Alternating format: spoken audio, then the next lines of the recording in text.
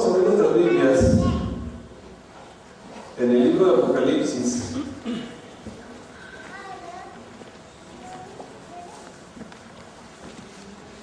Capítulo 11.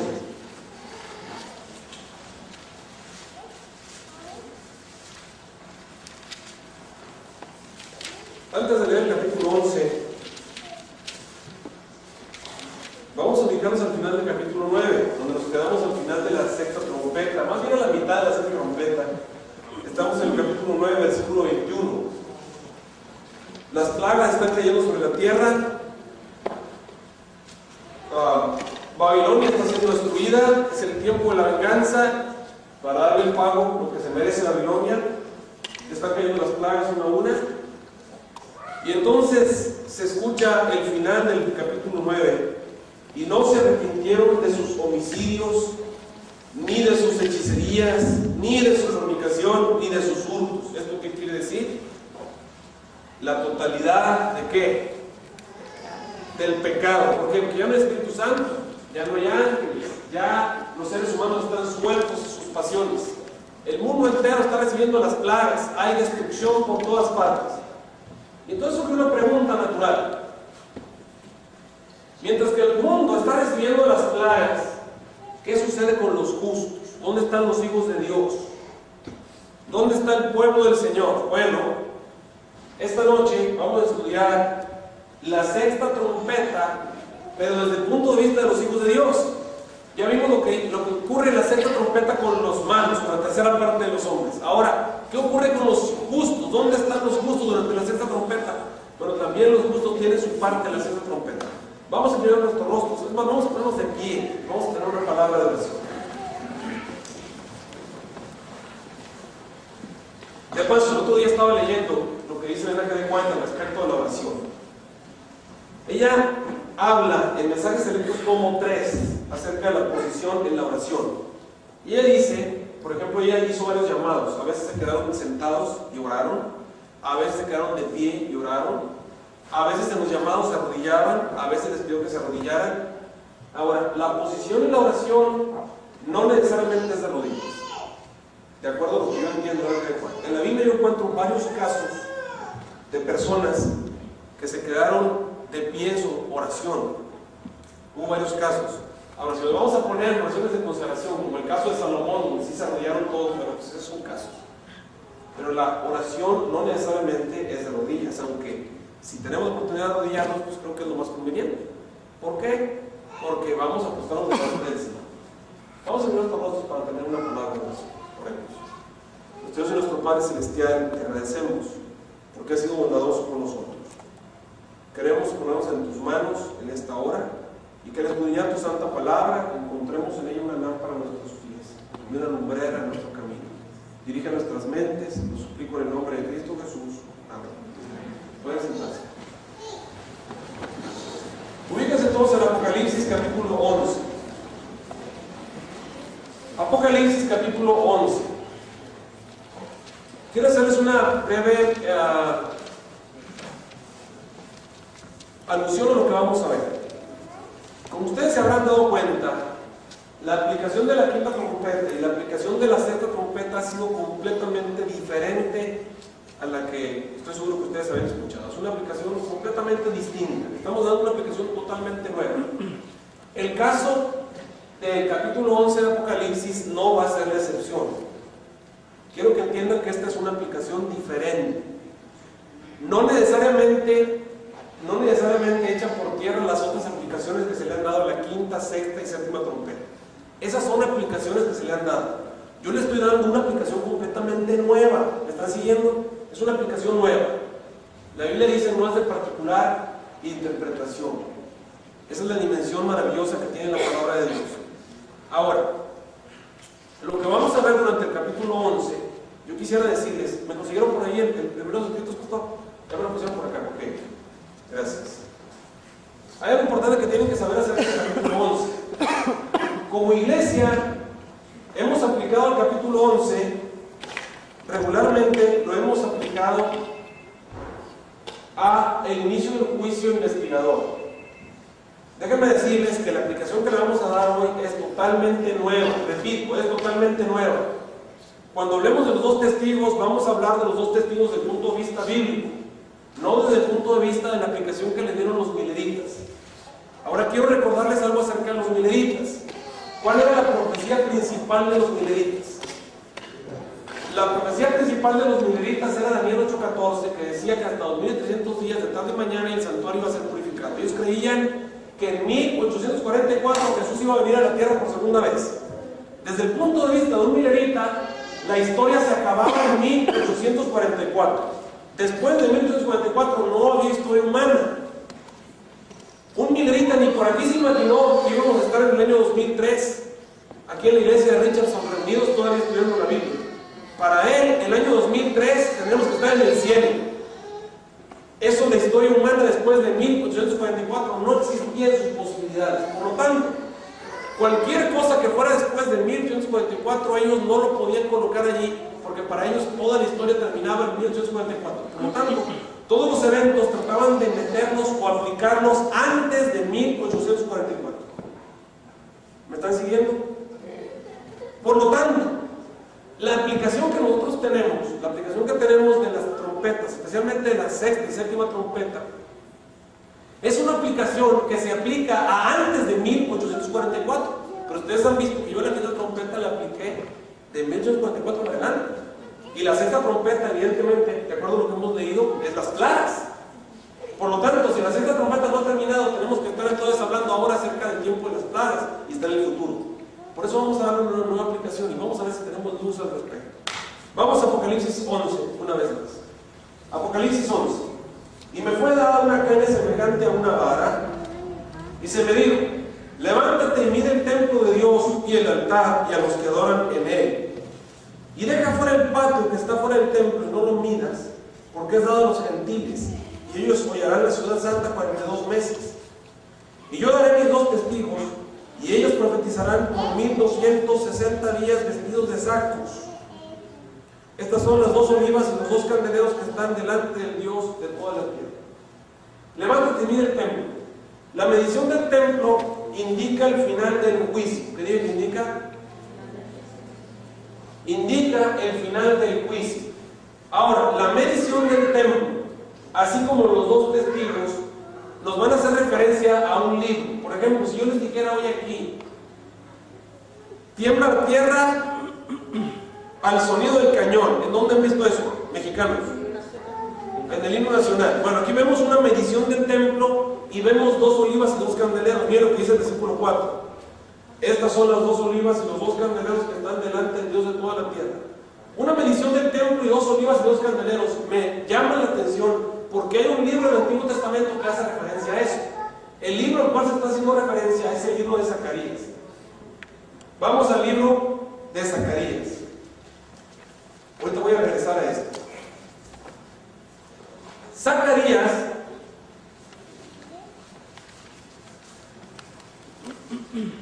es un libro del Antiguo Testamento que fue escrito en circunstancias muy especiales.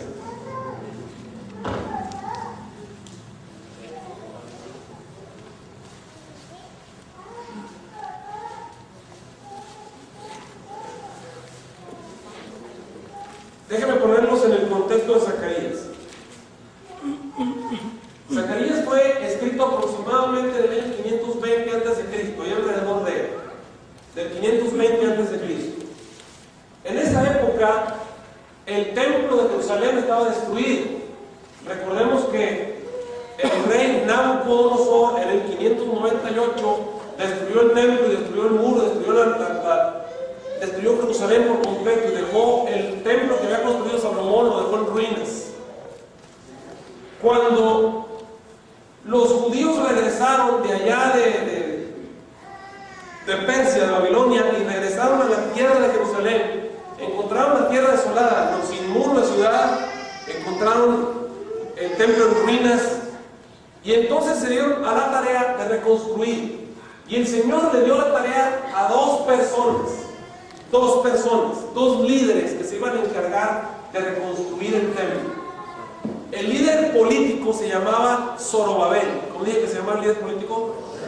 Zorobabel. Zorobabel era descendiente de David. Y el líder religioso era Josué. Josué era el sacerdote. ¿Cuáles eran los dos líderes? Zorobabel y Josué. Esos son los dos líderes de esa época. Ahora, el profeta en ese momento era el profeta Zacarías, el que escribe este libro. Sucede que el Señor le da por revelación a Zorobabel y a Josué que ellos deberían liderar, encabezar la reconstrucción del templo de Jerusalén. Para eso tenían que hacerlo arriba del monte de Sión, donde estaba normalmente el templo, ahí tenían que edificarlo. Pero cuando ellos fueron a ver el monte de Sión, se dieron cuenta que estaba muy alto. Además, se dieron cuenta que no tenían ni dinero, ni tenían materiales, ni tenían herramientas, ni tenían suficientes hombres, y no tenían un ejército, y lo que sí tenían eran muchos enemigos que no querían que construyeran el templo. Zorobabel y Josué estaban medio desanimados, es decir, no podemos construir el templo. Era una obra titánica, era una obra humanamente imposible de lograr. Tenían que construir un templo gigantesco. Y entonces el Señor comenzó a enviarles visiones a Zorobabel y a Josué. Empezó a enviarles visiones, una tras otra. Y la visión que me llama la atención especialmente es la visión de Zacarías capítulo 4. En esa visión el Señor le muestra al profeta Zacarías 2 olivas y 2 candeleros. Y vamos a ver el resultado de Zacarías capítulo 4. Versículo 2 al 3. Dice: y me dijo, ¿qué ves? Y respondí, he mirado aquí un candelero todo de oro, con su vaso sobre su cabeza, y sus 7 lámparas encima del candelero, y 7 canales para las lámparas que están encima de él, y sobre él 2 olivas, la una a la derecha del vaso y la otra a su izquierda. Ve, 2 olivas y 2 candeleros. Y él empieza a decir, Señor, ¿qué querrá decir todo esto? Miren, vamos a adelantarnos. Zacarías 4, versículo 11 en adelante. Hablé más y le dije, ¿qué significan estas 2 olivas a la derecha del candelero y a su izquierda? Hablé de nuevo y le dije, ¿qué significan las 2 ramas de oliva que por medio de 2 candeleros de oro vierten aceite como oro? Y me respondió diciendo, ¿no sabes qué es esto? Y le dije, no, Señor mío. Y él me dijo, estos son los 2 hijos de aceite que están delante del Señor de toda la tierra. Vamos a ver. Zorobabel y Josué estaban preocupados porque ellos no podían hacer la obra. Veían la obra y decían, esta obra es imposible para nosotros, es imposible. No la vamos a lograr, no la vamos a completar jamás. Está imposible de lograr. Jamás la vamos a lograr. Noten que Apocalipsis nos está enviando a estudiar esta visión de las 2 olivas y los 2 candeleros. Por eso les estoy relatando la visión de las 2 olivas y los 2 candeleros. Los 2 testigos son las 2 olivas y los 2 candeleros. Bueno, ¿qué pasa con las 2 olivas y los 2 candeleros? De pronto en la visión Zacarías ve 2 árboles de oliva. De paso, ¿qué es el árbol de oliva? ¿Qué es lo que da el árbol de oliva? Aceite. Bueno, da aceitunas, muy bien. ¿Y qué sacaban de las aceitunas en aquel tiempo? El aceite. ¿Y para qué servía el aceite? Servía para las lámparas y para cocinar y bueno, para muchas cosas. Pero sobre todo servía para las lámparas. Bueno, él ve, fíjense, la visión es muy sencilla. Él ve a unos candeleros conectados y directamente conectados a unos árboles de oliva. ¿Qué quiere decir eso? Unas lámparas que funcionaban con aceite conectadas directo al árbol de oliva. ¿Estamos suficientemente fácil de entender? O sea, que iban a tener una fuente constante de energía y de combustible y de todo lo que necesitaban, porque el árbol directamente les iba a dar, les iba a proporcionar todo lo que necesitaban. El árbol le iba a proporcionar a los candeleros constantemente lo que necesitaban. El aceite no iba a faltar. Es obvio lo que estamos tratando de decir a través de esta visión. Y él pregunta, Señor, ¿y qué quiere decir todo esto? Bueno, el Señor les dice, miren lo que el Señor le dijo en el versículo 6. Estoy en Zacarías 4:6. Entonces respondió y hablóme diciendo, esta visión es la palabra de Jehová a Zorobabel. ¿A quién dije? ¿Quién era Zorobabel? Zorobabel era el dirigente político, era el descendiente de David. A Zorobabel, en que se dice, mira Zorobabel, no es con ejército ni con fuerza humana, sino con mi espíritu, ha dicho Jehová de los ejércitos. ¿Qué dijo? No es con fuerzas humanas, no es con ejército, sino con mi espíritu. ¿Quién eres tú, gran monte? Delante de Zorobabel será reducido en llanura. Él sacará la primera piedra con aclamaciones de gracia, etcétera, etcétera. Vamos a ver. El Señor le estaba diciendo a Zorobabel y le estaba diciendo a Josué que no se tenían que preocupar por la obra titánica, que la obra titánica de hacer un templo arriba de un monte que parecía imposible para ellos, era una obra que Dios iba a realizar mediante ¿qué cosa? Mediante el poder de su espíritu. En el tiempo del fin encontramos a dos testigos que son como las dos olivas y los dos candeleros, que tienen una obra delante de sí titánica que realizar, una obra que parece imposible. Cuando nos ponemos a analizar la obra se asemeja a lo que tenían que hacer Zorobabel y Josué en aquella época. Era demasiado inmensa para hacerlo. Era una obra imposible. Pero el Señor le decía a Zorobabel y a Josué, por eso le dice, las dos ramas, esos dos árboles de oliva son los dos hijos de aceite, Zorobabel y Josué, a los cuales yo les voy a dar el poder de mi espíritu, y mediante el poder de mi espíritu y mediante la dirección de mi espíritu, ellos van a tomar las mejores decisiones y van a sacar y poner la última piedra y van a construir el templo allá. No va a ser con fuerzas humanas, ni va a ser con el ejército, sino que va a ser con el poder de mi espíritu. Los dos testigos en el tiempo del fin van a tener exactamente una misión que cumplir, una misión que les va a parecer titánica, imposible. Cuando ven la misión van a decir, esto no se puede, pero entonces el Señor dice, no es con ejército ni con fuerza como se va a completar, sino a través del poder de mi espíritu, así como las dos olivas y los dos candeleros. ¿Me están siguiendo hasta aquí? ¿Qué más? Zacarías también tiene una medición del templo. Vamos a Zacarías capítulo 1. Zacarías capítulo 1. Perdón, capítulo 2, versículo 1. Zacarías 2, 1. Dice, alcé pues mis ojos y miré, y aquí un varón que tenía en su mano un cordel de medir. Y le dije, ¿a dónde vas? Y él me respondió, a medir Jerusalén. Noten, en Zacarías también hay una medición. Quiero que vean que el libro al cual nos está enviando Apocalipsis es Zacarías. Zacarías es el libro. Ahora, en Zacarías hay un factor muy importante. Todos los personajes o todas las personas que aparecen en Zacarías no se representan a sí mismos. Vamos a leer un versículo de Zacarías. Zacarías capítulo 3, versículo 8. Miren lo que dice Zacarías 3, 8. Escucha pues ahora Josué. ¿Quién era Josué? El sacerdote. Tú y tus amigos que se sientan delante de ti son varones, ¿qué cosa? Simbólicos. ¿Qué quiere decir un varón simbólico? ¿Algo simbólico qué es? Pues que representa una realidad espiritual mayor.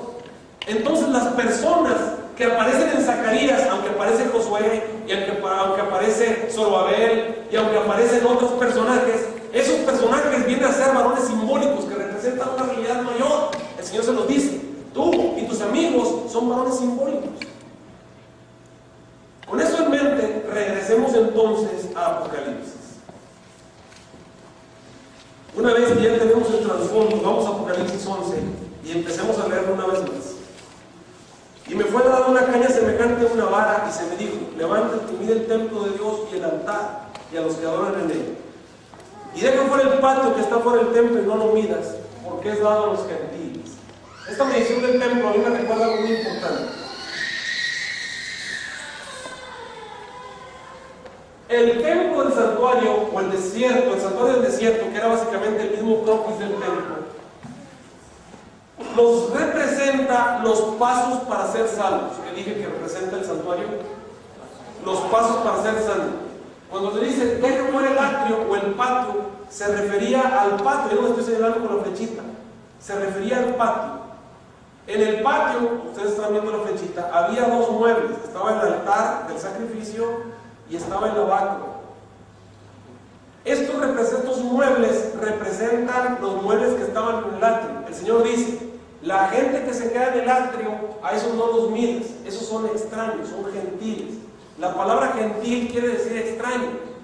¿Saben ustedes que cuando Jesús venga por segunda vez, van a venir un grupo de personas que le van a decir: Señor, nosotros en tu nombre hicimos milagros, en tu nombre echamos fuera demonios, en tu nombre profetizamos, en tu nombre le van a decir un montón de cosas a Jesús, y Jesús les va a decir: ¿saben qué?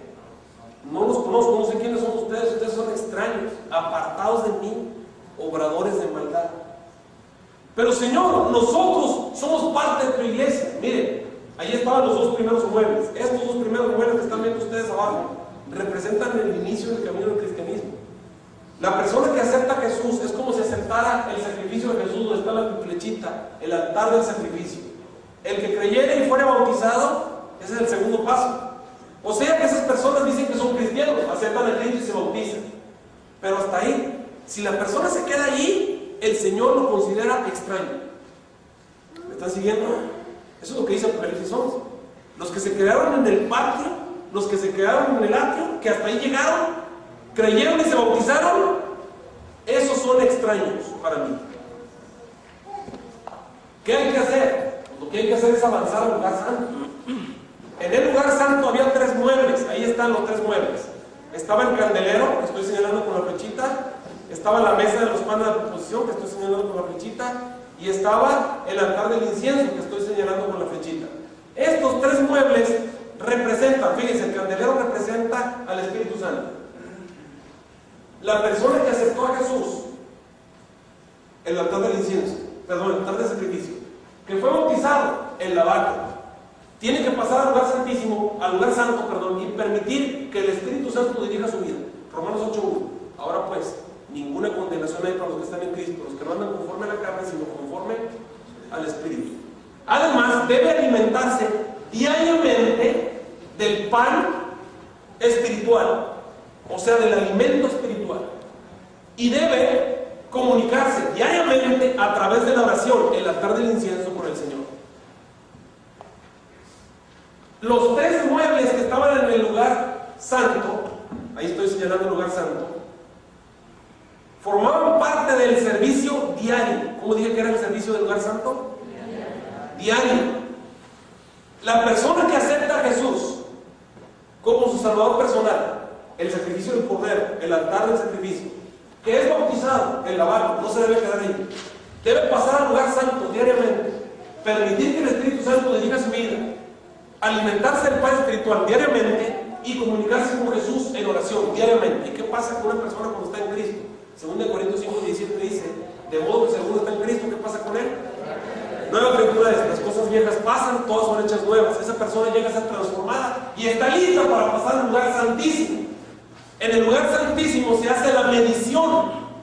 Por eso cuando dice ahí: levántate y mira el templo, y a los que adoran en él, y el altar, y a los que adoran en él, se está refiriendo a los que están registrados en el altar del incienso. Levántate y mide los que se quedaron en el lugar santo, y mide el templo para saber si ya se completó el número de salvos. Los que se quedaron en el atrio, a esos no los miras, esos son extraños. Tuvieron su oportunidad. Durante 1260 años ellos tuvieron el tiempo de arrepentirse, y yo les di mis 2 testigos, y ellos les profetizaron por 1260 años vestidos de sacos. Pero ellos no quisieron aceptarlo, no quisieron aceptar su reprensión. Regresemos a Apocalipsis 11. Versículo 4. Estos son los 2 olivos y los 2 candeleros que están delante de Dios de toda la tierra. Es decir, los 2 testigos tienen una misión muy importante que cumplir. Pero esa misión importante que tienen que cumplir, no la van a cumplir con un esfuerzo propio. La van a cumplir mediante el poder del Espíritu Santo. ¿Quiénes son los 2 testigos? Vamos a verlo bíblicamente. ¿Quiénes son los 2 testigos? Vamos a verlo bíblicamente. Olvídense, borren el cassette de lo que hemos aprendido. ¿Quiénes son los 2 testigos? Vamos a verlo bíblicamente. Versículo 4 y 5. Estas son las 2 olivas y los 2 candeleros que están delante de Dios de toda la tierra. Zacarías dijo: los 2 hijos de aceite que están delante del Señor de toda la tierra. Si alguno les quisiera dañar, estamos hablando de quiénes, de los dos testigos. Si alguno les quiere dañar, sale fuego de la boca de ellos y devora a sus enemigos. ¿Verdad que así dice? Vamos a ver, los dos testigos. Sale fuego de la boca de ellos y devora a sus enemigos. ¿Quién hizo que de su boca saliera fuego y devorara a los que lo querían matar? ¿Quién hizo eso? ¿Quién? Lo hizo el profeta Elías. Déjenme explicarles la historia. Esto está en 2 de Reyes capítulo 1. El rey Ocosías, como dije que se llamaba Ocosías se cayó de la celosía de su casa. Y cuando se cayó se hizo una herida. La herida se infectó, se le hizo una llaga, se puso muy grave. Y cuando estaba muy grave, este era descendiente de acá, le pidió a un ejército que fuera a consultar a un grupo, envió una comisión a la tierra de Sidón a consultar a Baal-Zebú. Iban a consultar si él iba a vivir o iba a morir. Cuando iban en camino hacia la tierra extranjera a consultar a Baal, se encontraron sentado arriba de un cerro a un señor estaba ahí parado, sentado arriba de un cerro. Y cuando vio que venía este grupo, esta comitiva, se puso de pie y les dijo: ¿por qué el rey Ocosías ha enviado a consultar a un dios pagano, habiendo profeta de Dios en Israel? Por cuanto el rey Ocosías ha hecho esto, vuélvanse y díganle que ciertamente morirá y no vivirá. Ellos quedaron muy impresionados, se dieron vuelta y regresaron con el rey Ocosías. Cuando llegaron con el rey Ocosías, este les preguntó: ¿qué pasó? ¿Qué dijo Baal-Zebú? No llegamos. Sucede que en el camino nos encontramos a un hombre que estaba sentado arriba de un cerro y dijo que te vas a morir porque enviaste a consultar a un ídolo. Y él dijo: ¿y cómo era ese señor? Dice: pues era un señor que traía una piel de camello y traía un cinto de cuero y era muy velludo. Y él dijo: oh, es Elías. Tráiganme Elías vivo o muerto, vayan por él y tráiganmelo vivo o muerto. Y entonces envió a 50 soldados. ¿Cuántos soldados dije que mandó? A 50. Los 50 soldados llegaron al pie del cerro y todavía estaba Elías sentado allí. En la parte de arriba del cerro, ahí estaba sentado. Se pusieron al pie del cerro y yo no sé si les dio flojera subir hasta allá arriba, no sé. Cercaron el cerro y le dijeron a Elías: te tenemos rodeado, baja o vamos por ti, y si vamos por ti te vamos a matar, así que mejor baja. Entonces Elías se puso de pie y dijo: si Dios ha hablado por mi boca, que caiga fuego del cielo y te devore a ti a tus 50. Y cayó fuego del cielo y consumió los 50. ¿Por qué me miran con cara de...? Ahí está en la Biblia, no me lo estoy inventando. 2 de Reyes 1. ¿Ok? Ahí está la historia. Bueno, lo cierto es que se consumieron los 50 y como se tardaron, el rey le mandó otros 50. Cuando llegaron estos otros 50, yo me imagino que vieron a los soldados todos achicharrados al pie del cerro. Y Elías todavía estaba sentado ahí arriba. Y le dijeron a Elías: baja, vamos por ti. Y entonces Elías se puso de pie y dijo: si Dios ha hablado por mí, que caiga fuego del cielo y te devore a ti a tus 50. Y cayó fuego del cielo y devoró los 50. Cero, Iván, ¿cuántos? 100. Iban 100, consumidos por el fuego. Y entonces el rey le mandó un tercer escuadrón de 50 soldados. Y cuando llega este tercer escuadrón, el que venía dirigiendo se pone rodillas delante de Elías y le dice: mi señor, yo temo a Dios, tengo compasión, que sea mi vida preciosa delante de ti. Bueno, el Señor le dijo: a este no lo voy a matar, no me pidas que caiga fuego del cielo, ve con él.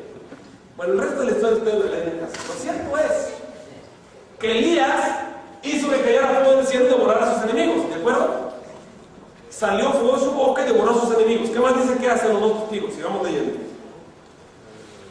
Sale fuego de la boca de ellos y devora a sus enemigos. Estoy en el 5.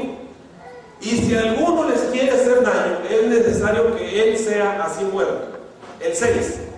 Estos, los dos testigos, tienen potestad de cerrar el cielo, que no llueva en los días de su profecía, que dijo. ¿Quién cerró el cielo para que no lloviera en los días de su profecía? ¿Quién? Elías, ya. 0 y 2 para Elías. Elías 2.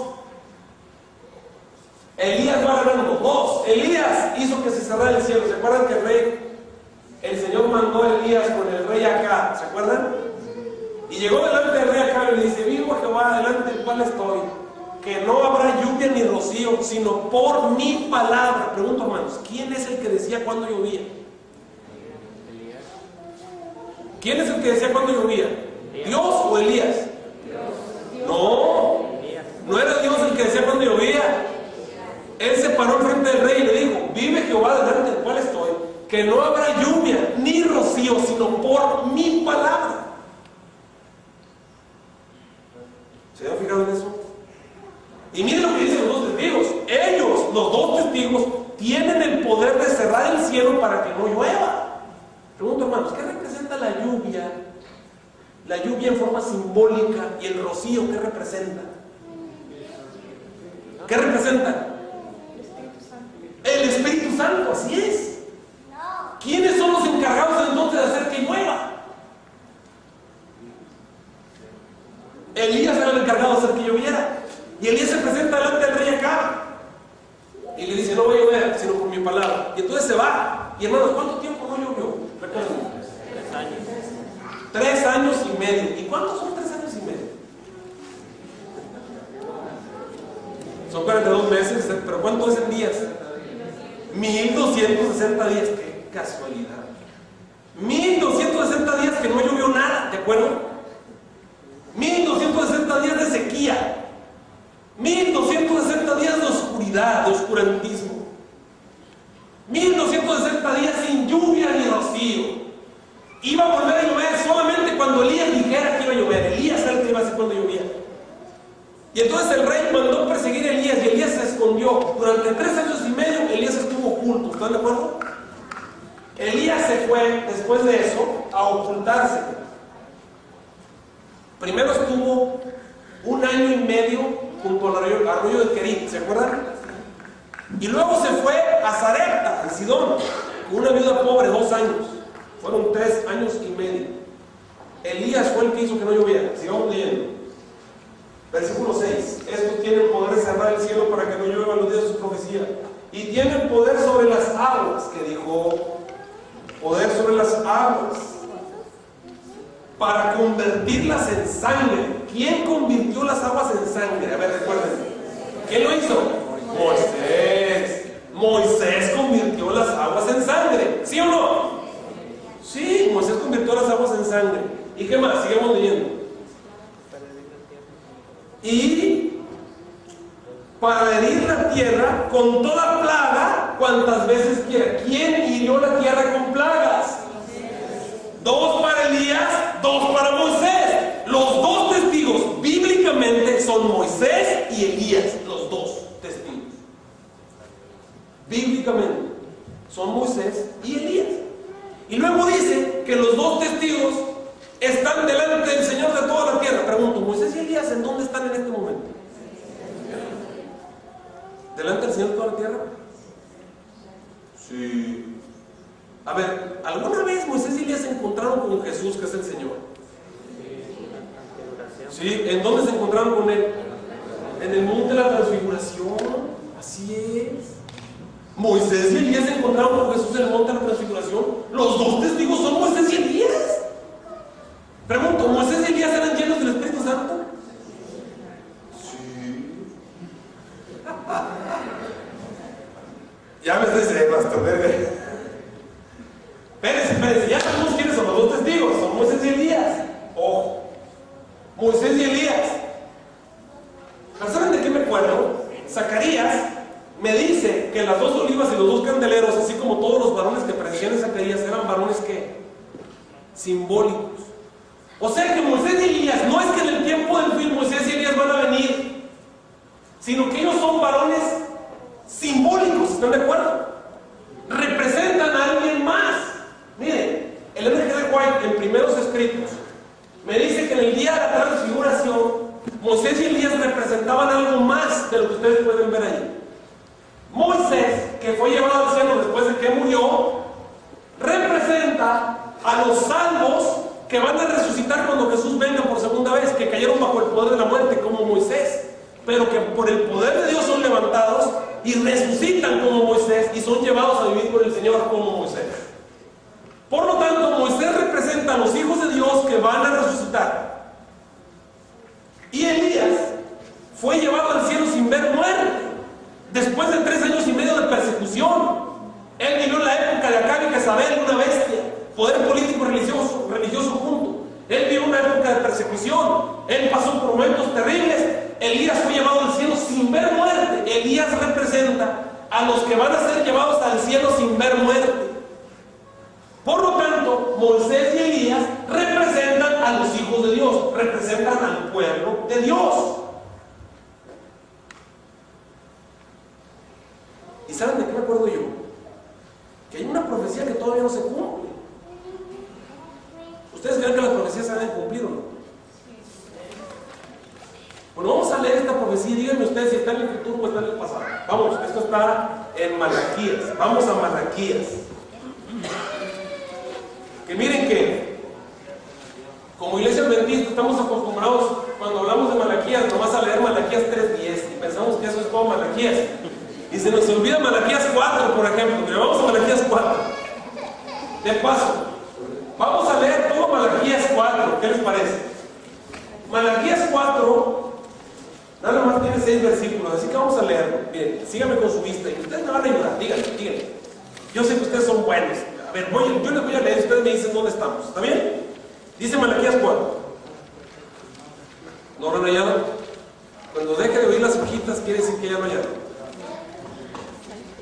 Ok, Malaquías. Está antes de Mateo, hermanos. Antes de Mateo. Nomás lo divide una hojita que dice Nuevo Testamento, ¿verdad? Ok. Malaquías 4. Dice, todavía no lo haya. Escucho hojitas todavía. Dice Malaquías 4. Porque he aquí, viene el día ardiente como un horno, y todos los soberbios y todos los que hacen maldad serán estopa, y aquel día que vendrá los abrazará, ha dicho Jehová de los ejércitos, y no les dejará ni raíz ni rama. Hermanos, díganme, ¿eso está en el pasado? ¿Está en el pasado o en el futuro? A ver, díganme fuerte, 1, 2, 3. En el futuro. ¿Estamos todos de acuerdo que está en el futuro? Sí. Por lo tanto, Malaquías 4 no se ha cumplido, está en el futuro. ¿Sí o no? Sí. Bueno, vamos a ver lo que dice Malaquías 4. Conste que ustedes se acaban de decir, se acaban de echar la soga al cuello. Miren lo que dice. Mas a vosotros, versículo 2, los que teméis mi nombre, nacerá el sol de justicia, y en sus alas traerá salvación, y saldréis y saltaréis como becerros de la manada, y hollaréis a los malos, los cuales serán ceniza bajo la planta de vuestros pies, en el día que yo hago, ha dicho Jehová de los ejércitos. Miren, el 4. Acordaos de la ley, ¿de quién? ¿De quién? De Moisés. Ah, caray, pero no quedó clavada en la cruz.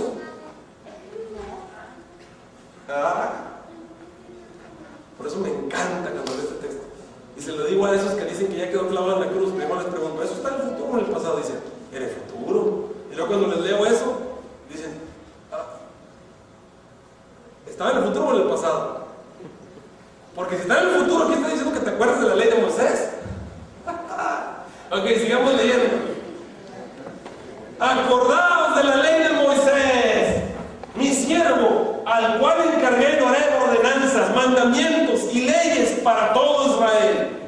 Y he aquí, versículo 5, yo envío ¿a quién? Ahí están los dos, Moisés y Elías, ¿no ven? He aquí yo envío a Elías, el profeta, antes que venga el día de Jehová grande y terrible. Él convertirá el corazón de los padres a los hijos y el corazón de los hijos a los padres, no sea que yo venga con destrucción y hiera la tierra. Proféticamente, nosotros los que estudiamos la profecía sabemos que Moisés y Elías, aunque sean forma figurada, tienen que estar antes del día ardiente como un horno. Ahí están los dos. Ustedes mismos dijeron dijeron que eso está en el futuro, ¿de acuerdo? ¿Quiénes son realmente Moisés y Elías? Moisés representa a los que guardan los mandamientos de Dios, y Elías representa a los que tienen el testimonio de Jesucristo. ¿Por qué? Porque adora a Dios, porque el testimonio de Jesucristo, ¿qué cosa es? ¿El espíritu de qué? De la profecía. ¿Y quién tenía más espíritu de profecía que Elías? Elías es el profeta, y Moisés es el que recibió los mandamientos. Por lo tanto, Moisés y Elías representan al pueblo que guarda los mandamientos de Dios y tiene el testimonio de Jesucristo. Ese es el cumplimiento de la profecía de Malaquías. Ese pueblo tiene que surgir. Un pueblo antes del día ardiente como un horno tiene que venir y hacer esa misión, hablar de los mandamientos y tener el testimonio de Elías en el tiempo del fin. Los dos testigos tienen una misión que cumplir inmensa, una misión imposible, una misión titánica, una misión como la que tenían que hacer Zorobabel y Josué. Cuando se pusieron ahí, vieron el templo y dijeron: no lo vamos a lograr. Y cuando los dos testigos ven que tienen que conquistar a todo el mundo por testimonio, será predicado el evangelio del reino por testimonio a todos los gentiles, y entonces vendrá el fin. Y ven eso y dicen: no lo vamos a acabar nunca. Pero entonces el Señor nos mandó a Zacarías y dice: no, señores, no te equivoques, no es con ejército ni con fuerza, sino con ¿qué? Con mi espíritu, cómo se va a lograr todo eso. Ahora, queridos hermanos, acuérdense lo que dijo los dos testigos. Los dos testigos son los que tienen poder de cerrar el cielo para que no llueva. Por lo tanto, los dos testigos son los que dicen cuándo llueve.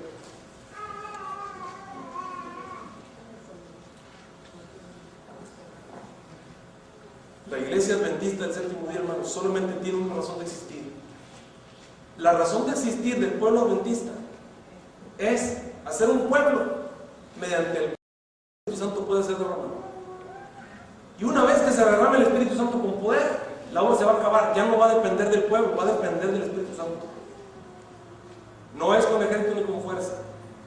Esa es la razón de este movimiento. Este movimiento no fue colocado aquí para ir a predicar y predicar y predicar. No, fue colocado aquí para hacer que el Espíritu Santo llegara y mediante el poder del Espíritu Santo pudiésemos predicar y predicar y predicar. Pero este movimiento se ha ido a predicar sin el Espíritu Santo, pensando que esa es su misión. No, los dos testigos fueron puestos para hacer que lloviera.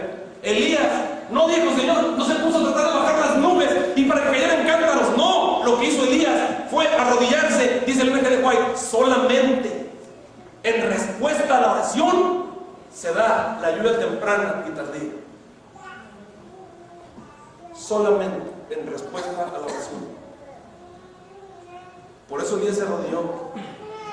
Y el hecho de arrodillarse 7 veces equivale a que tenemos que llegar a una perfección mucho más de lo que hemos hecho para que el Espíritu Santo sea derramado. Así es, regresemos a Apocalipsis 11.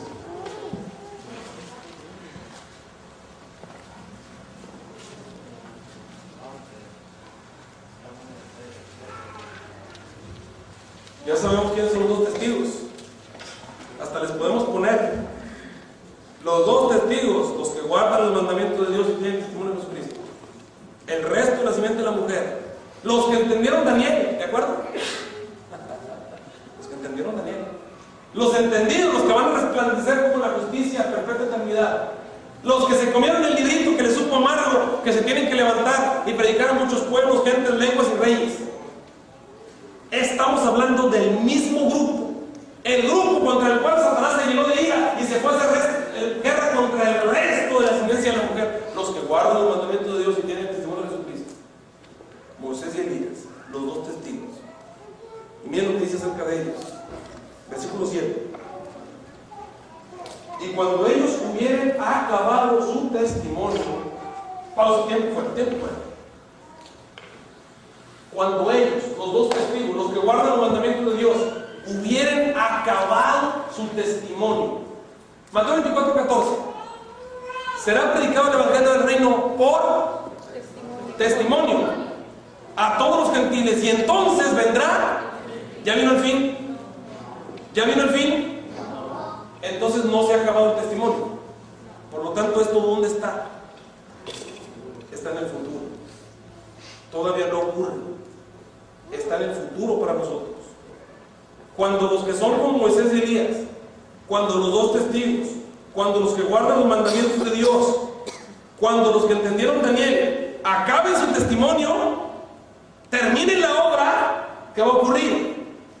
¿Qué va a ocurrir? ¿Qué dijo el Señor? Cuando se acabe el esparcimiento del escuadrón del pueblo santo, todas las cosas de Daniel se van a cumplir. ¿Se acuerdan qué hace? Miguel se levanta y ¿qué ocurre inmediatamente? Se viene el final del tiempo de gracia, se viene el tiempo de angustia y se viene la sexta trompeta, que ya les expliqué lo que ocurre, que el mundo entero se ha envuelto en una confusión terrible y viene una época de destrucción espantosa sobre el mundo. Pero ¿qué va a pasar con los hijos de Dios? Bueno, regresemos. Versículo 7. Y cuando ellos hubieran acabado su testimonio, la bestia que sube del abismo, ¿de dónde subió? Hermanos, hemos estado hablando acerca de la apertura del abismo. De eso se trata, ¿no? La quinta trompeta empezó a abrir el abismo. ¿Quiénes viven en el abismo? Entonces, ¿quiénes son los que van a hacer guerra? Dice, la bestia que sube del abismo hará guerra contra ellos y los vencerá y los matará.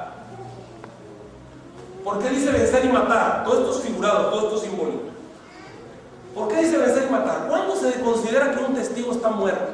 De hecho, en sentido penal, para hablar de un testigo muerto, es un testigo que no se presenta a declarar, es un testigo muerto. Aunque esté vivo, puede andar ahí escondido en algún lugar, pero si no se presenta a declarar, es porque es un testigo muerto. Cuando dice que la bestia que sale del abismo es Satanás y sus demonios, van a hacer guerra contra ellos y los van a vencer y los van a matar, quiere decir que los testigos dejan de declarar, dejan de hablar, dejan de dar testimonio. ¿Por qué? Pues salen corriendo, salen huyendo, se esconden. ¿Por qué? Porque están respondiendo a lo que el Señor les dijo: salid de ella por lo mío, váyanse. Y cuando veamos la abominación del asolamiento que fue predicha por Daniel profeta, todos salimos corriendo. No les digo a tomar nada en tu casa, nos vamos, huimos despavoridos y nos escondemos por diferentes partes. La bestia que sale del abismo los vence y los mata. Sigamos leyendo, ¿qué más? Versículo 8. Y sus cuerpos serán echados en las plazas de la grande ciudad, que espiritualmente es llamada Sodoma, Egipto, y el lugar donde también nuestro Señor fue crucificado. Pero vamos a ver, sus cuerpos serán echados ¿en dónde? En las plazas. Si la cabeza de la iglesia es Cristo, si Cristo es la cabeza, ¿quién es el cuerpo? Su iglesia. Entonces la iglesia va a ser arrojada en las plazas. ¿Qué quiere decir ser arrojado en las plazas? Bueno, te voy a explicar. En aquel tiempo no había televisión ni había radio, eso ya lo sabes, pero te lo quiero recordar por si se les había olvidado. No había televisión, no había radio, no había prensa, no había revistas, no había nada de eso. Lo que había era plazas. ¿Me están siguiendo? Había plazas. Las plazas eran el lugar donde se daban los comunicados, las noticias. Por ejemplo, si venía un edicto de parte del rey, se daba en la plaza. Si había un decreto, se daba en la plaza. Si había un mercado, se daba en la plaza. Las ejecuciones públicas, ¿dónde creen que se daban? En la plaza. Los castigos públicos, ¿dónde creen que se daban? Las ventas de esclavos y las ventas populares, ¿dónde creen que se daban? Y las subastas, todo en la plaza. La plaza era el centro de comunicaciones de las ciudades de antaño. Cuando venía el emisario, se paraba en la plaza, daba el edicto y se esperaba que toda la gente que estaba ahí corriera la voz, y así era como las noticias llegaban hasta los rincones del reino. ¿Qué quiere decir que los cuerpos van a ser arrojados en las plazas? Quiere decir que el nombre de la iglesia que guarda los mandamientos de Dios y los que guardan los mandamientos de Dios van a ser puestos en oprobio a través de todos los medios de comunicación, de tal manera que todo el mundo se va a enterar acerca de ellos y van a pensar cosas horribles acerca de ellos y los van a acusar de cosas espantosas. Por eso es mejor que no estén, que estén en algún otro lugar, porque el mundo entero los va a considerar parias de la sociedad, dignos de muerte, enemigos públicos. Sus cuerpos van a ser arrojados en las plazas. Por eso el Señor dijo: salid de ella, pueblo mío, a tiempo, porque Él sabe lo que viene. Una vez que Satanás se le deja libre las manos, Satanás va a hacer todo lo posible porque la popularidad de los hijos de Dios descienda a niveles bajísimos, de tal manera que los seres humanos estén dispuestos a estrangularlos si están en sus manos, a su alcance. Sus cuerpos serán echados en las plazas de aquella ciudad que espiritualmente se llama como Sodoma, ¿qué más? Egipto y el lugar donde Jesús fue crucificado. Miren, lo irónico de la situación es que van a estar cayendo las plagas, van a empezar a caer destrucciones, incendios por todas partes, van a venir unas olas terribles y van a sepultar lugares enteros. California, miren, hay 5 ciudades que están mencionadas de aquí de Estados Unidos. Una es Chicago, Nueva York, por supuesto, Los Ángeles, San Francisco, Oakland. California tiene 3, miren, no me he fijado. Bueno, yo no sé si Texas alcanzará, pero no. Dice la hermana que no. No alcanzan. Pero están mencionadas por nombre, que van a ser visitadas por los juicios de Dios. Esas ciudades van a ser visitadas. Y muchas otras. Está Melbourne, Australia también las menciona, y hay otras. Bueno, lo cierto es que esas ciudades van a estar siendo visitadas. Va a haber destrucciones, pestes. Los demonios se van a estar dando gusto, van a estar haciendo la obra que tanto tiempo han querido hacer. Pero ¿qué va a pasar? Miren, la gente va a decir, los culpables de todo esto son los 2 testigos. Los que guardan los mandamientos de Dios, esos tienen la culpa de todo lo que viene. Fíjense, qué irónica la situación, qué irónica. Van a ser arrojados en las plazas de Sodoma, en las plazas de Egipto. Vamos a acordarnos. ¿Qué había en Sodoma? A ver, ¿qué había en Sodoma? Acuérdense. Cuando llegaron los 2 pecudas, los 2 ángeles verdugos, los de la muerte, llegaron ahí a Sodoma. Miren, esos tipos de ángeles, cuando estos ángeles son enviados, son como los ángeles ninja. Ustedes han oído hablar de los ninja, ¿no? Que eran matones así.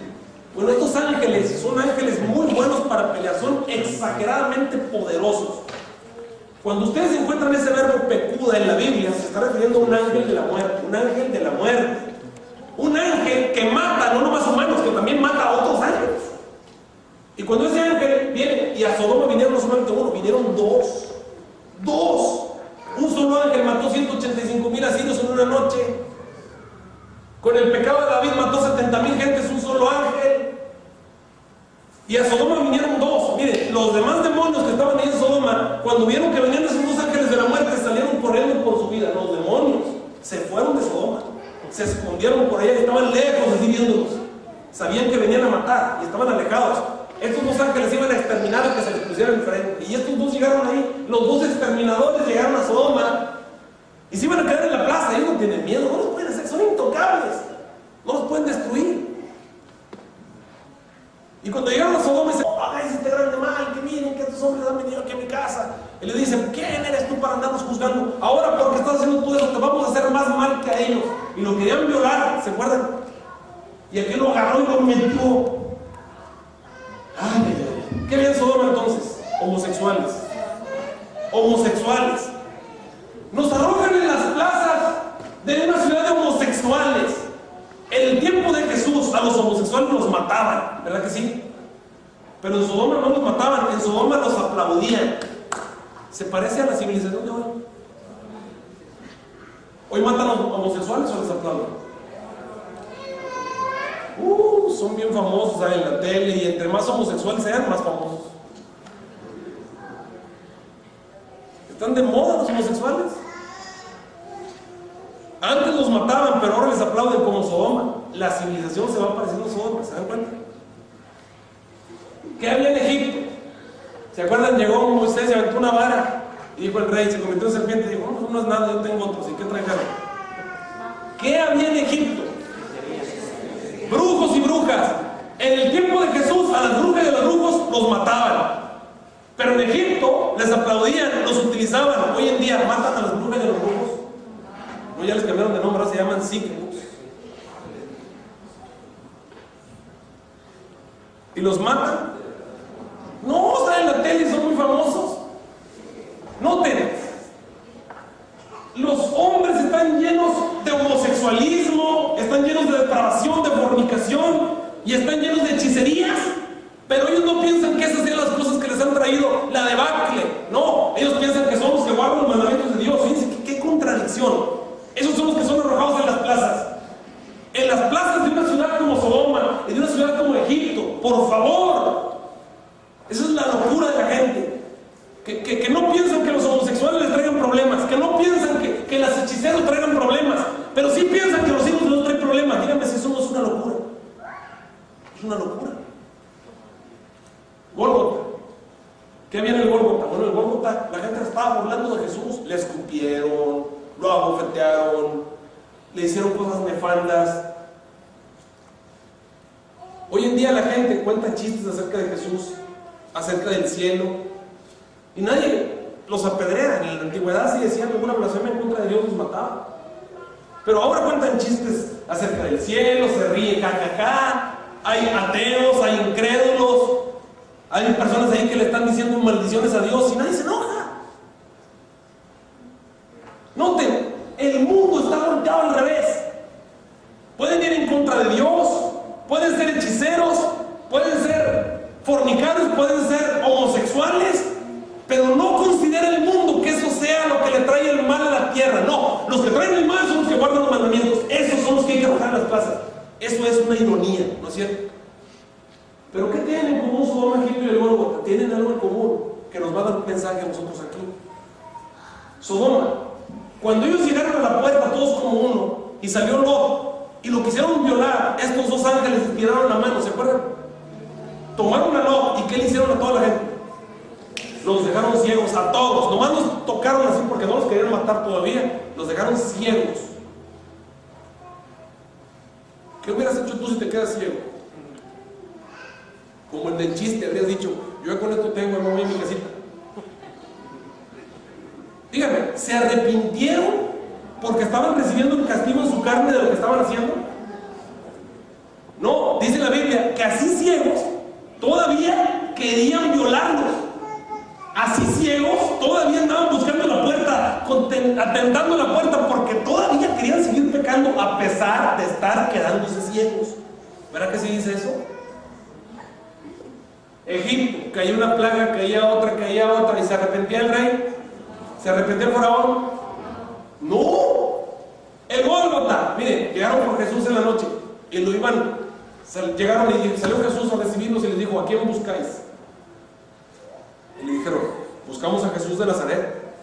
Y dijo Jesús: yo soy. ¿Se acuerdan? ¿Y qué dice la Biblia que dice cuando dijo yo soy? ¿Qué pasó? Dice la Biblia que cayeron como muertos. ¿Qué pasó? Pues vino un ángel, los agarró de la cabeza y los puso de cara al suelo, a todos al suelo. Cuando Jesús dijo yo soy, todos al suelo. Porque cuando el Padre dice yo soy, todo el mundo se postra. Imagínate que estás ahí, cuando Jesús dice yo soy, algo viene y te agarra y te pone en el suelo. Oye, ya no lo ves igual, te levantas así con miedito. ¿Se arrepintieron por eso de seguir, tomar a Jesús y llevarlo para ser prisionero? No, siguieron adelante. Y cuando lo estaban amarrando por ahí, sale Pedro con una espada y ¡pum! Le pasa, le trata de cortar la cabeza. Pues le tiró la cabeza, pero nomás le cortó la oreja, ¿no? Le trató de cortar la cabeza, le tiró así un cuchillazo y le cortó la oreja. ¿Cómo se llamaba? Amal. Sale la oreja, se agarra la oreja tirada en el suelo. Y entonces Jesús se adelanta, toma la oreja, se la pone, y la oreja ensangrentada se cura. Todos, ¡qué poder! ¿Se arrepintieron por eso de tomar a Jesús? No, se lo llevaron y luego lo estaban abofeteando y golpeando delante del Sanedrín. Y llegó un hombre con los ojos desorbitados y el cabello cortado y gritó así como loco, aventó unas monedas y dice: yo he pecado entregando sangre inocente. Bien, que estaba desesperadísimo, aventó las monedas. ¿Quién era? Era Judas. ¿Se arrepintieron por eso de seguir adelante con el juicio? No, siguieron mirando tú, siguieron adelante. Y luego se lo llevaron a Pilato. Y Pilato les decía: oigan, yo no veo ningún mal en él. ¿Y se arrepentían por eso? No, si a este hombre sueltas, no eres amigo de César. Presión. Y luego está el pobre Pilato y llega un siervo por ahí todo desvelado y le dice: manda a decir tu esposa, te manda un recado. Y la esposa dice: ¿sabes qué? Es todo en visión y me vino a visitar un ángel y un ángel me dijo que ese es un hombre justo, por favor no tengas nada que ver con él. ¿Se arrepintió por eso Pilato de seguir adelante? Lo trató, pero no se arrepintió, siguieron adelante. Miren, llevaron a Jesús al Gólgota, van en el camino, lo llevan, se oscureció el sol, tembló. Oigan, hermanos, ¿qué no pasó ese día? El ladrón en la cruz testificó ahí de él y no se arrepintieron. Al final lo llevan a la tumba, ya después de muerto, lo sepultan y todavía van los del Sanedrín a decirle a Pilato: ponle un cerco de soldados porque aquel hombre dijo que iba a resucitar y a lo mejor se lo roban. Y van los soldaditos ahí con unas lancitas, hermanos, aunque le hubieran puesto todo el ejército de Estados Unidos, como quiera se había salido. Le pusieron un sellito romano ahí y dijeron: de aquí no sales. Ya estaban todos bien, y Satanás mandó sus demonios, Vean que es el conflicto de los siglos. ¿No creen ustedes que nada más estaban ahí los soldaditos romanos? No, estaban todos los demonios ahí, hechos bolas. Dijeron: no, aquí no sale, porque no sale. Hermanos, y como a las 3 de la mañana, 4 de la mañana, llegan unos soldados así todos alborotados con Anás y Caifás. Está vivo, yo lo vi salir de la tumba, un ángel abrió la puerta, yo lo vi vivo. Oigan, hermanos, y se arrepintieron por eso, para aceptar a Jesús. ¿Qué tienen en común Sodoma, Egipto y el Gólgota? Díganme, ¿qué tienen en común? Están recibiendo evidencias, castigo tras castigo. Están viendo las evidencias de su pecado. Están viendo que están haciendo mal, que se deben volver. Están recibiendo castigo tras castigo. Las plagas están cayendo sobre la tierra. ¿Y saben qué? No se arrepintieron de sus homicidios, de sus hechicerías, de su fornicación y de sus hurtos. No se arrepienten, siguen adelante.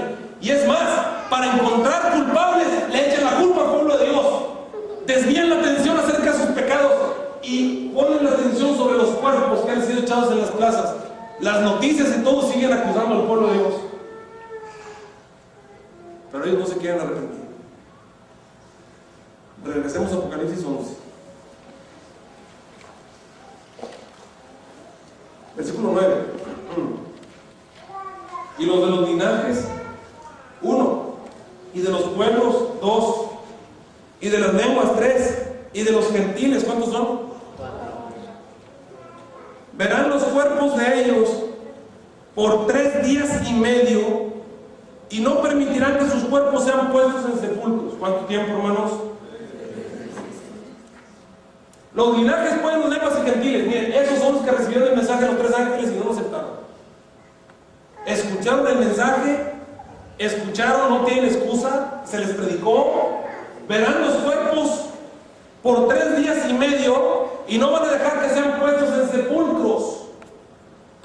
Cuando agarramos un cuerpo de un muerto y lo ponemos en el sepulcro, decimos que ya lo dejamos en paz, descansa en paz. Si no ponemos el cuerpo en sepulcro, quiere decir que no lo dejamos en paz. ¿Estamos de acuerdo? No van a dejar en paz a los hijos de Dios por 3 días y medio. ¿Cuánto es 3 días y medio en profecía? 3 años y medio. ¿Cuánto tiempo? 3 años y medio son 1260 días literales. 1260, hermanos, siempre ha sido un símbolo de persecución. Siempre ha sido un símbolo de persecución. Y queridos hermanos, si la persecución dura 3 años y medio es mucho tiempo. Pero acuérdense, ¿a quién representa Elías, hermanos? Recuerden, ¿a quién representa Elías? ¿A quién representa este señor? ¿A los que están muertos o a los que están vivos cuando Jesús viene? ¿Cuánto tiempo hubo un edicto de muerte sobre Elías? ¿Cuánto tiempo estuvo escondido Elías? ¿Cuánto tiempo lo estuvieron persiguiendo Elías? 3 años y medio. 3 años y medio estuvo Elías escondido. ¿Se acuerdan? Estuvo un año y medio en el arroyo de Kerit y 2 años con una viuda pobre. ¿Y cómo le hizo Elías para sobrevivir esos 3 años y medio? Bueno, pues en el arroyo de Kerit tomaba agua del arroyo y tenían los cuervos en la mañana y en la tarde, le traían pan y carne, ¿verdad? ¿De qué era la carne? ¿Quién sabe? Pero le traían. Y luego el Señor, cuando se estaba acabando el agua, le dijo: vete con una viuda pobre y ahí te van a mantener. Y cuando llegó la viuda pobre y él y su niño, el niño no es de él, no, de la señora, fueron mantenidos durante 2 años de una vasija de aceite y de una vasija de harina que no se le acababa. 3 años y medio, ¿de acuerdo? ¿Cómo le va a hacer el pueblo de Dios entonces para ser mantenido durante todo ese tiempo? Pues igual que Elías, mediante el poder de Dios. Así que no me vengan con eso de que hay que prepararse. Vamos a hacer un terrenito por allá, hermanos. Vamos a guardar una bodega de alimentos, hermanos. Dice la hermana Juan: manos violentas se las arrebatarán. Hermanos, ahí vamos a vivir por confianza en el Señor. ¿O Elías hizo alguna preparación? Tenía una bodeguita ahí junto a los ríos de Querís, por eso es que se fue, se consiguió un terreno allá en San Luis. Saben que hace como unos 8 años me trajeron aquí porque predicaban que era tiempo de irse, y un grupo aquí de esta zona, aquí del Metroplex, se fue a San Luis para pasar el tiempo de angustia por ahí. Sí, de veras. Sí, no, pero porque era tiempo de salir de las ciudades. Bueno, se fueron, hermanos. ¿Cómo vamos a vivir ese tiempo? Pues a través del poder de Dios. ¿Cómo lo hizo el pueblo de Israel en el desierto? ¿Cómo? ¿Qué comían? Díganme, ¿qué comían? ¿De dónde caía? Caía pan del cielo. ¿Ustedes han visto alguna vez que caiga pan del cielo? Hermanos, si es necesario, el Señor va a hacer que caiga pan del cielo. Miren, los cuervos son el animal más egoísta que hay. Ustedes vean los cuervos cuando llegan todos los pajaritos comiendo. Ahí anda el cuervo parándonos a todos porque quiere comer nada más él. El cuervo no comparte. Pero estos cuervos venían y le traían comida a Elías. Oigan, hermanos, yo no sé si cuando estemos allá perdidos por allá viene una víbora y nos deja algo de comer. No se come la víbora. O sea, Dios de alguna manera va a proveer. Ahí le mandó unos cuervos. Bien dice el dicho, cría cuervos y qué. Pero estos no te sacaban los ojos, estos le traen de comer. No tan, hermanos, así es.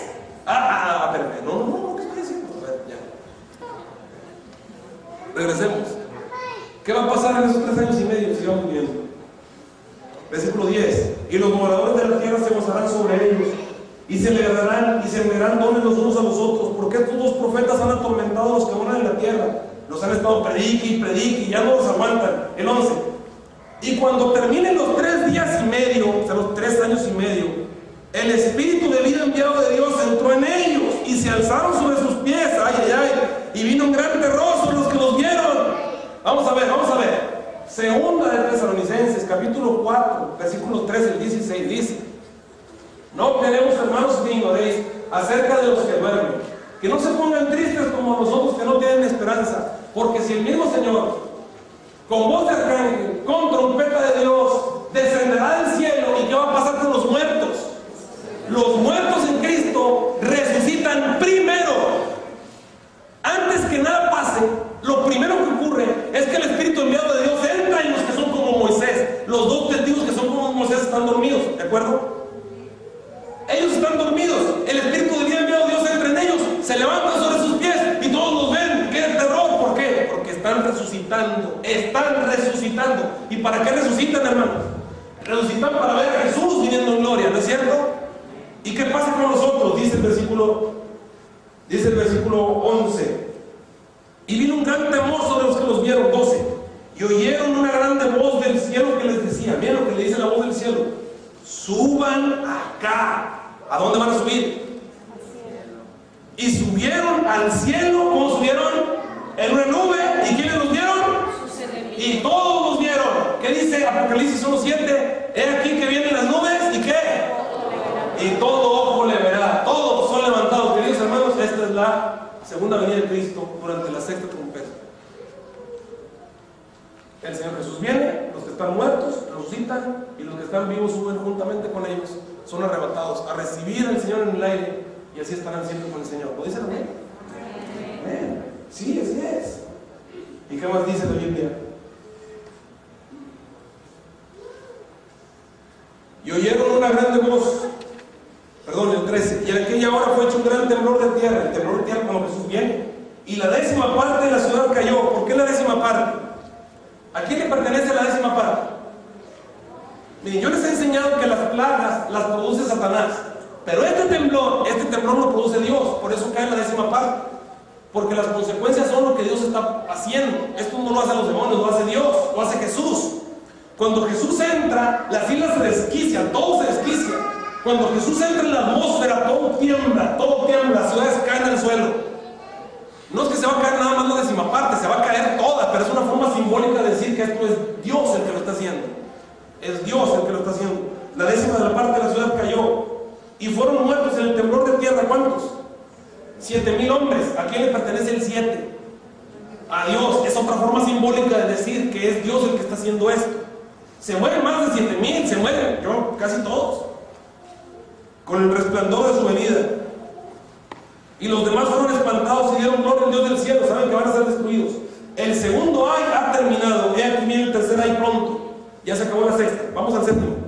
Y el séptimo ángel tocó la trompeta. Y fueron hechas grandes voces en el cielo que decían: los reinos del mundo han venido a ser los reinos de nuestro Dios. O sea que ya Jesús conquistó todos los reinos de la tierra. ¿Cuándo Jesús conquista los reinos de la tierra? Pues cuando viene por segunda vez. Así que aquí ya Jesús viene, ya conquista los reinos de la tierra. Los reinos del mundo han venido a ser los reinos de nuestro Señor. Sigo leyendo.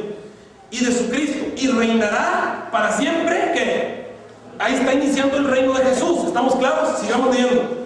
Y los 24 ancianos que estaban sentados delante de Dios en sus sillas se postraron sobre sus rostros y adoraban a Dios, diciendo: te damos gracias, Señor Dios Todopoderoso, que eres, que eras, que has de venir, porque has tomado tu grande poder y has reinado. Versículo 18: y se han airado las naciones, y tu ira es venida, y el tiempo de los muertos para que sean juzgados, y para que des el galardón a tus siervos los profetas, y a los santos, y a los que tienen tu nombre, a los pequeñitos y a los grandes, y para que destruyas a los que destruyen la tierra. Y el templo de Dios fue abierto en el cielo, y el arca de su testamento fue vista en su templo, y fueron hechos relámpagos, voces, truenos, terremotos y gran granizo. Y si ustedes estudian lo que dice la Biblia en Apocalipsis 16 acerca del granizo, la última plaga, la que destruye el planeta, es el granizo.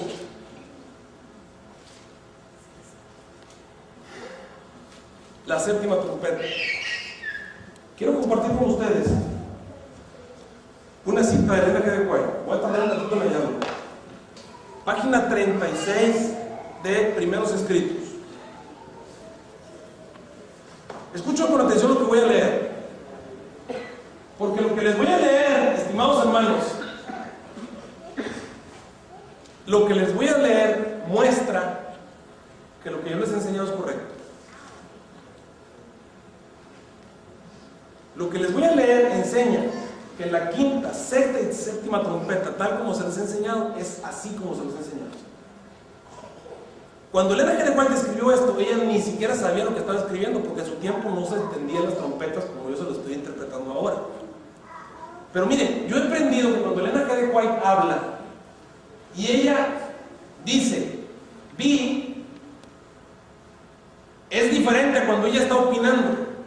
Cuando ella dice me fue mostrado, eso ya es diferente, porque eso ya no es su opinión, eso así se lo dijeron. ¿Me explico?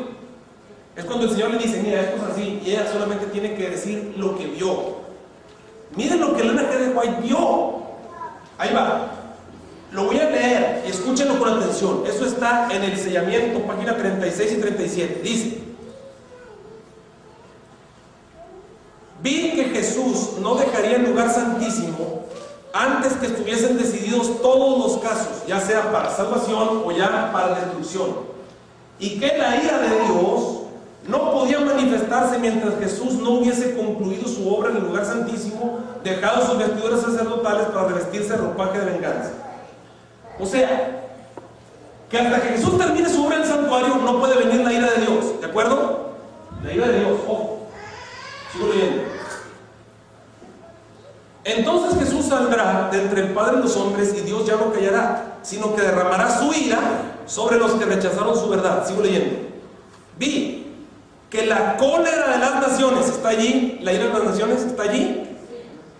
La cólera de las naciones, la ira de Dios, ¿está ahí la ira de Dios?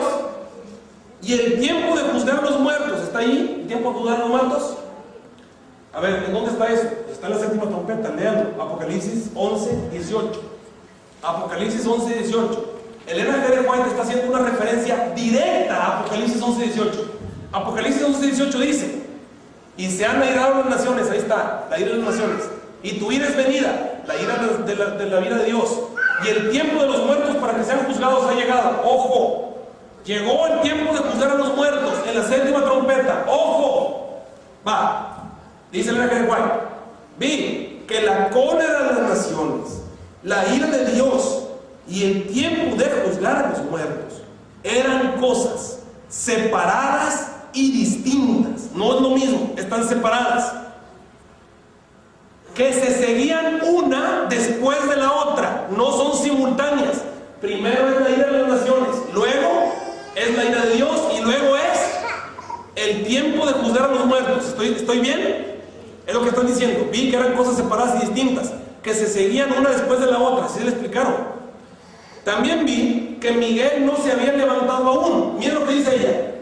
Y que el tiempo de angustia, cuando no lo hubo nunca, no había comenzado todavía.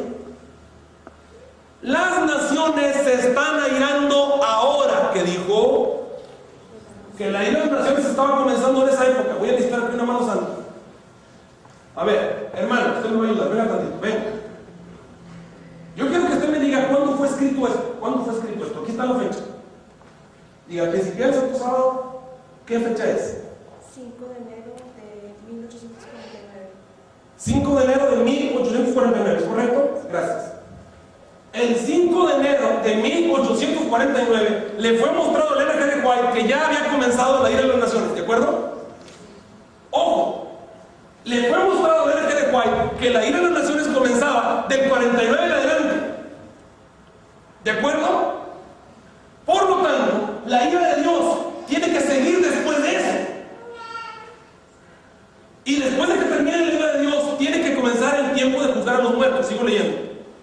Vi que las naciones se están airando ahora. Pero cuando nuestro sumo sacerdote termine su obra en el santuario, se levantará, se pondrá las vestiduras de venganza y entonces se derramarán las 7 postreras plagas, o sea, la ira de Dios.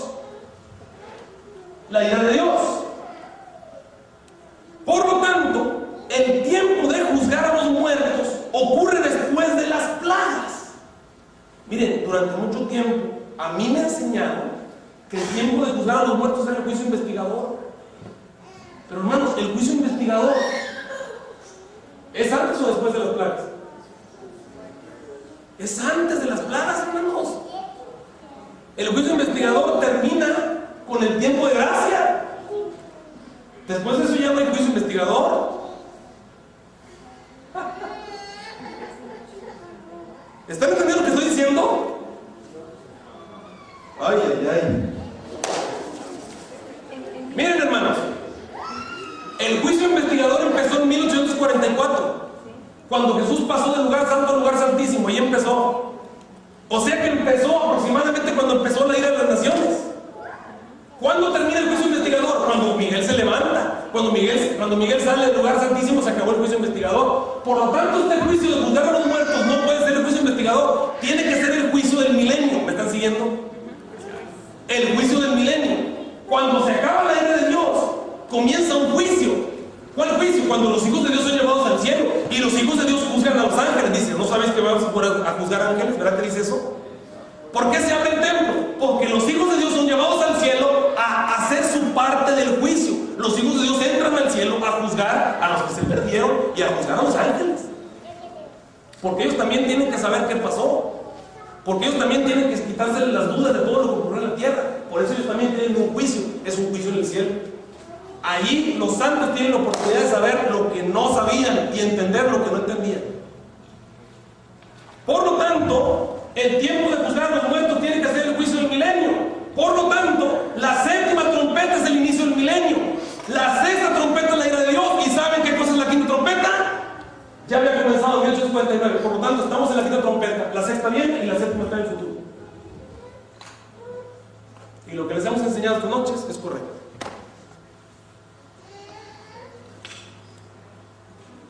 Y eso Elena G. de White lo vio. Porque ella no lo entendía así. Simple y sencillamente dijo, vi que así era.